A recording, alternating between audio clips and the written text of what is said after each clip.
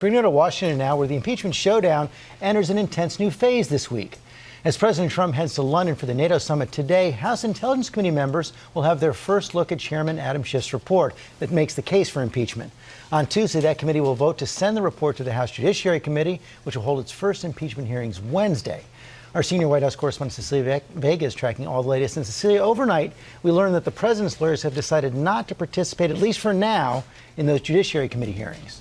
Yeah, exactly, George. Good morning to you. It came in the form of a letter to House Judiciary Chair Jerry Nadler. They are blasting him and this whole next phase. They basically say that the president is not going to participate because they have no idea who the witnesses are that are going to be called. They say that an invitation to participate in an academic discussion gives the president no semblance of fairness in all of this process. Now, we heard from some Democrats this weekend. They're suggesting that if the president is innocent, he should want to participate, and they want to hear his explanation for all of this. It was just a few weeks ago, you'll remember, George, that the president himself suggested that he actually might want to participate in this.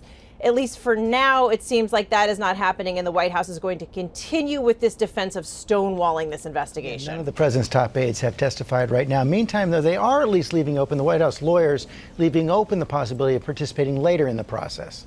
Yeah, and they're asking Nadler for some details on his plans for the upcoming proceedings. They want to know if he'll allow more witnesses to testify. They want to know if he could call witnesses and if they'll be able to cross-examine some of these new witnesses.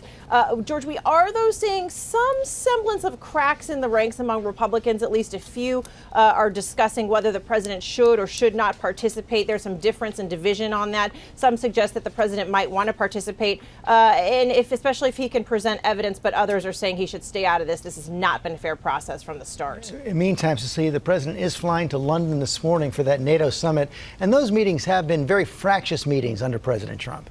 Oh, certainly so, Georgia. And you know this because President Trump has suggested that NATO should be obsolete.